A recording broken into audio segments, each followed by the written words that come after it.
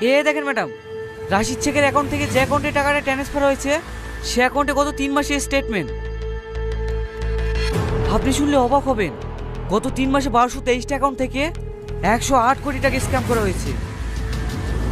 বন্ধুরা, আপনারা কি জানেন মাস্টারমাইন্ড পার্ট 3 এর মধ্যে কে ভিলেন হবে? বন্ধুরা, ভিলেন হবে আজিজ। হ্যাঁ বন্ধুরা, আপনারা ঠিকই শুনেছেন। পুরো ভিডিওটা দেখার আগে চ্যানেলটিকে সাবস্ক্রাইব করে যাবেন। বন্ধুরা, আপনারা তো দেখেছেন মাস্টারমাইন্ড পার্ট 2 এ যে সালমা টনিকে জেলে ভরে দিয়েছে, কিন্তু টনি আসল খুনি নয়, আসল খুনি হচ্ছে আজিজ। এখানে টনিকে ফাঁসানো হয়েছে। টনিকে কিভাবে ফাঁসানো হলো চলুন বন্ধুরা আজকে আমরা জেনে নিই। সালমা মাস্টারমাইন্ডকে খোঁজার জন্য তোলপাড় লেগিয়ে দিয়েছিল। হ্যাঁ বন্ধুরা, এই সময় আজিজ জানতে পারে যে সালমা ইন্সপেক্টর আমার পিছু নিয়েছে। তখন আজিজ ভাবে আমি কিভাবে বাঁচব। তখন আজিজের মাথায় বুদ্ধি আসে যে সালমার সাথে টনি ঘুরে বেড়ায়। তখন মনে করল টনিকে ফেঁসিয়ে দিব। হ্যাঁ বন্ধুরা, মাস্টারমাইন্ডের পিছে অনেক লোক আছে, তার মধ্যে সালমার অ্যাসিস্ট্যান্ট আর তার হাবুলদার শাহিন যুক্ত আছে। বন্ধুরা, এখন টনি জেলে আছে, তবুও অ্যাকাউন্ট থেকে হ্যাক করে নিচ্ছে টাকা। তখন সালমা জানতে পারে টনি তো জেলে আছে, তাহলে কি করছে? সালমা বুঝতে পারে হয়তো টনি